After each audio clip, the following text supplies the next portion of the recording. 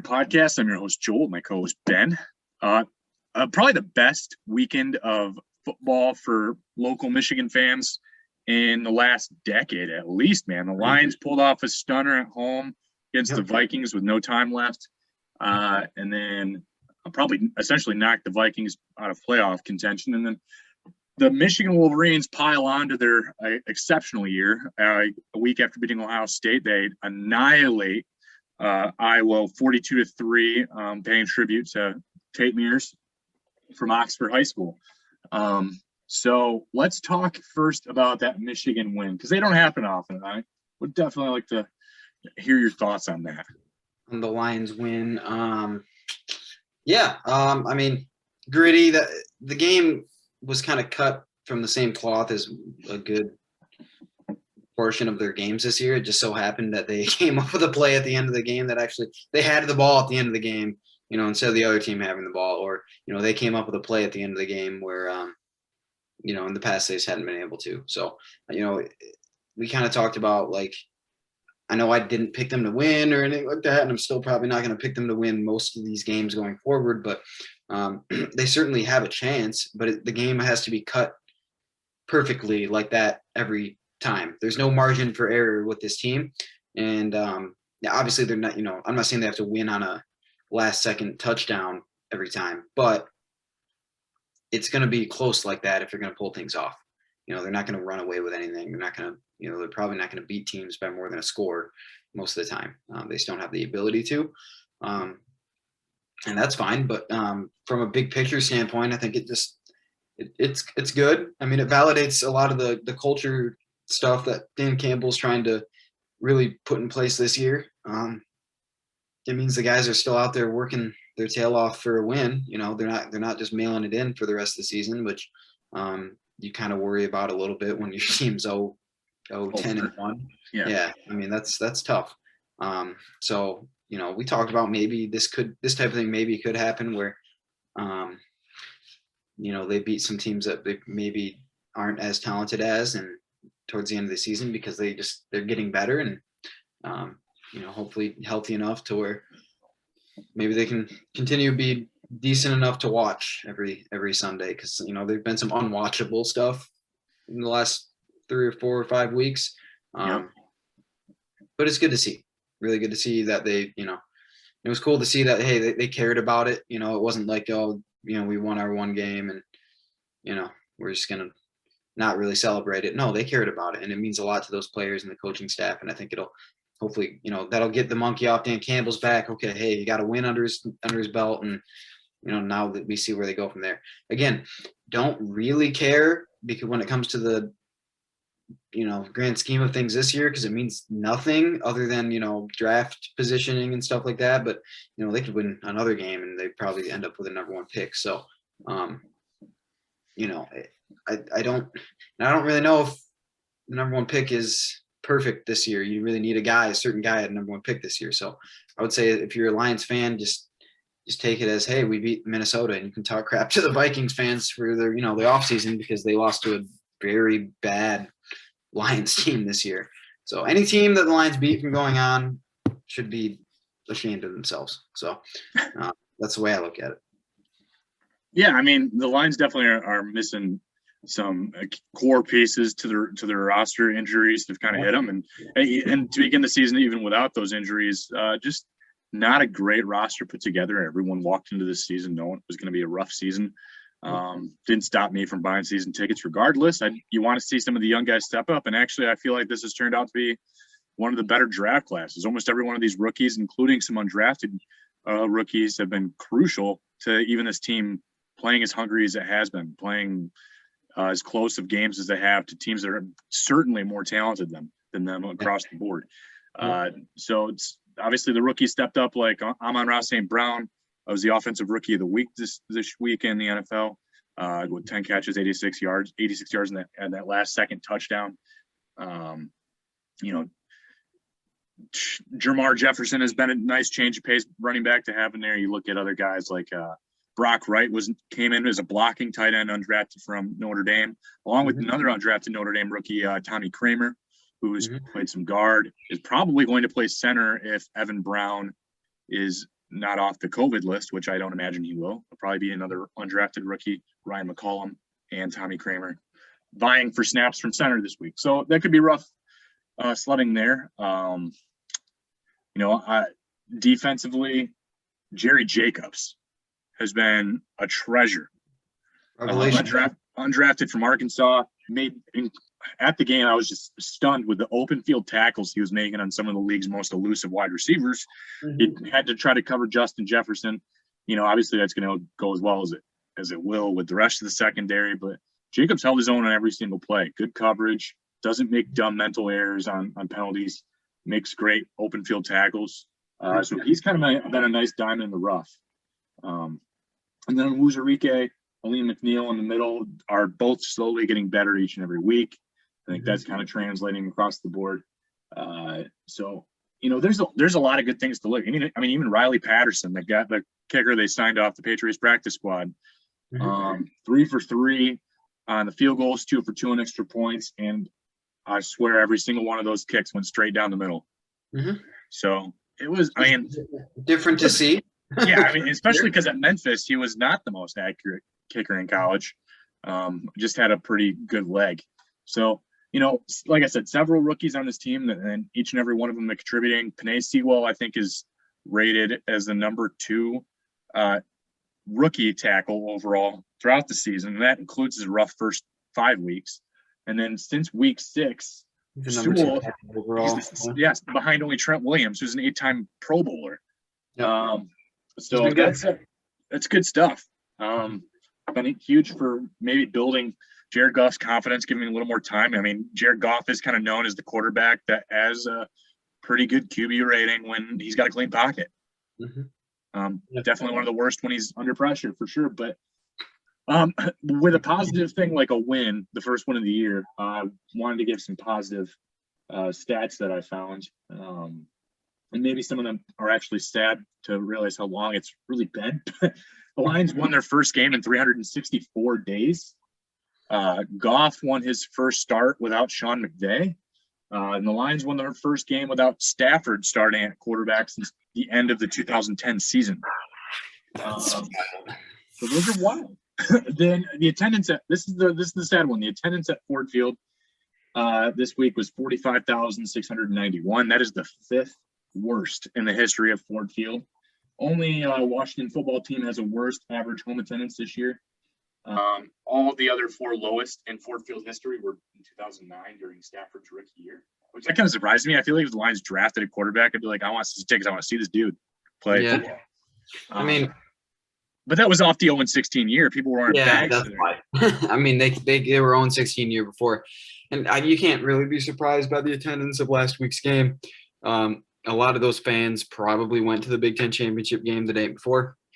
So yeah, I wanted to be one of those fans. Yeah, they weren't going to go to both. A lot of those fans weren't going to go to both, if we're being honest. And it's a good way to look at it. And they're 0-10-1. So that's going to that game. And it's an in-conference game. So if anyone goes to games, or regularly goes to games, they've probably seen the Lions play the Vikings before. And play them twice a year. Right. So, and it's not exciting. Like next week, they'll probably be back up because Kyler Murray. Not a lot of people have gotten to see Kyler Murray play at the next home game, And you're not getting a lot of it's not the same as like college football. You're not going to get as many away fans from Minnesota coming to Ford Field to watch a football game. It's just not going to happen. And they're 0-10-1. And they're 0-10-1 going into the game. That's not going to drive attendance numbers any in the positive direction. So the Lions also scored 20 points in the game for the first time since week 1. Sad, but also good. Goff somehow won the NFC Offensive Player of the Week this week. He is the first. Did Tom Brady throw 4 touchdowns? I didn't think he was deserving, to be honest. They probably were the NFL just didn't know how to react because the Lions got a W. That's throw him a bone, I guess. I guess he threw a last-second touchdown, but pretty sure Tom Brady had like 40 fantasy points or something stupid. So Goff threw a dumb pick in that game at the very end, then he didn't even touch 300 passing yards, and he threw 3 touchdowns. That's not like 5 touchdowns. It wasn't. His line was solid. Yeah, it's just when you watch that. He fumbled the ball and lost it, and he threw an interception. So not ideal, but like that's somehow he won. He's the first Lions player to earn that award since Hall of Famer Calvin Johnson in Week 6. Tom Brady threw for almost 400 yards and 4 touchdowns. Like what? No interceptions? 1 pick. Okay, well, still, that's not, I don't know. Or Chris Godwin had 15 catches and 150 yards. You could have given it to him. Did he have touchdown catches too? He did not have any touchdowns. So. Okay, that kind of kills. They want touchdowns. But either way, it seemed like a shock to me because I'm like, we've seen better performances from Matthew Stafford millions of times. And Goff has had better lines than that this year, if you think about it. Like pure stats, I know he's playing better and he played better in this game overall, but he threw for over 300 yards a few times, and with 2 touchdowns. So it's not like, I don't know. You can just see how much the NFL felt. I felt like the NFL hated Stafford when he was in Detroit because Stafford didn't win that award almost his entire time. Only in Week 11 of 2009, his rookie year, was the only time he won the NFC Player of the Week, Offense Player of the Week. Huh. And so in 2009, and you know that he's had better games than Stafford, Goff's ever had. Calvin Johnson was the last one to win in Week 6 of 2015 for any Lions player. Jamal Williams fumbled the ball in the third quarter, which allows Philip Lindsay now an opportunity to pass him for the most carries in a seat without a fumble to start an NFL career. So Jamal Williams actually had 601 straight carries without a fumble. Wow. And then the previous record was Ben Jarvis Green Ellis with 589. And Philip Lindsay has 596 now. So 6 more carries for Lindsay without a fumble, and he passes Jamal Williams and breaks the record. Nice. That's awesome. Yeah. So that's a positive thing to look at. And the last positive thing I wanted to talk about was the Lions are 8-4 this year against the spread. So it's weird. So you're out there betting, Yeah. So that's actually tied for 4th in the entire NFL with the likes of teams like the Green Bay Packers, the Arizona Cardinals, the Dallas Cowboys, and the New England Patriots. Teams that are potentially NFC Championship, AFC Championship teams. Yeah, I don't know how that bodes like for actual, future wins, legitimate wins for the Lions. But what it does tell me is that they can hang with the best of them.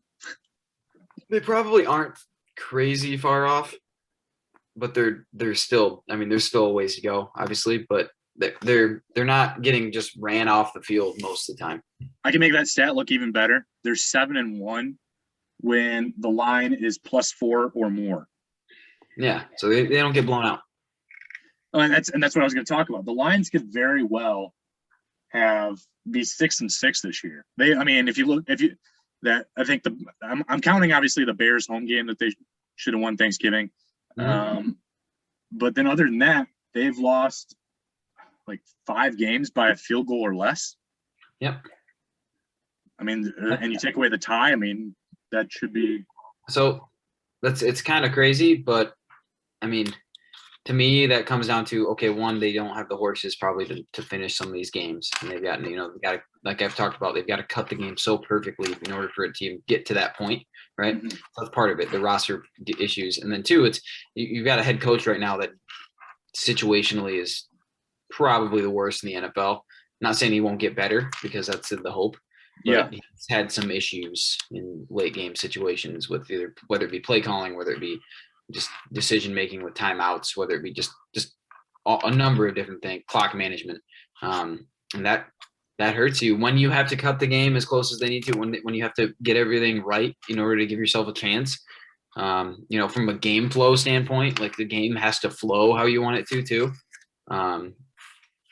That's you can't have the coaching errors, the bad game management stuff. That's the thing. Like right now, like perfect example is, okay, Belichick knows that his team, the Patriots, aren't all that talented this year. Like they're a good team. Like they have good defense, especially, but on offense, they really not. They don't have great firepower. They got a couple good backs, and Mac Jones is doing his thing, but he's not, not great. But what they're doing is they're cutting. They're controlling the flow of the game exactly how they want it. So they make the other team play their game.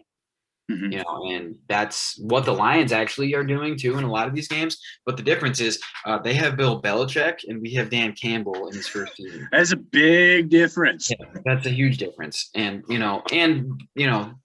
the Patriots have a better defense, so they can control the game. But that's kind of where. But even the Lions defense has shown Right. great talent against some better offenses this year. Right, because they're well coached. Mm-hmm. Right. That's not how the Patriots are. They don't have a bunch of stars on that defense, but they're well coached. But they also have a mastermind at game theory and a mastermind at game management as their head coach. So he doesn't get any of that stuff wrong. He doesn't ever do anything wrong there. Mm-hmm.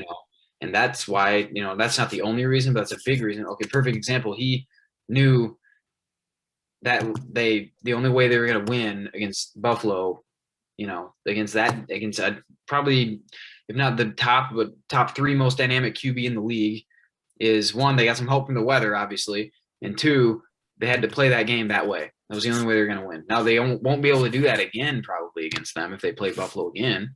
But for that game, the way that cut out, like they were going to do it that way. They're going to run the ball or throw the ball 3 times and get out of there with a win. And if anybody complains about it, who cares? They won. You know what I mean? That is what it is. So that's kind of the same thing. The Lions have to do it a little bit differently than them, but controlling the way the game is played is the only way that, because the Lions are not going to win any sort of shootout ever. It's just not going to happen. It's not even going to be. They're going to. Yeah, it was enough to ask them to get 29 points against a defense that was a little bit depleted. It's like pulling teeth to get that many points too. You know what I mean? It was incredibly difficult for that to happen, right? They've only scored more than 20 twice this whole year. So right. So they're not going to win a shootout, and Dan Campbell knows that. So it's like, hey, we need to control the game this way, which is awesome. But yeah, the coaching errors, the clock management stuff, that's good for probably 2 or 3 more wins at least, I'd say. So yeah. Well, let's look ahead then at the Broncos game. Obviously playing in the Mile High. Broncos are an even 500 in pretty much every category. They're 3-3 at home. They're 6-6 overall. It means 3-3 away. So, just a team that also plays pretty gritty. A team that didn't probably have the highest of expectations coming into this year either.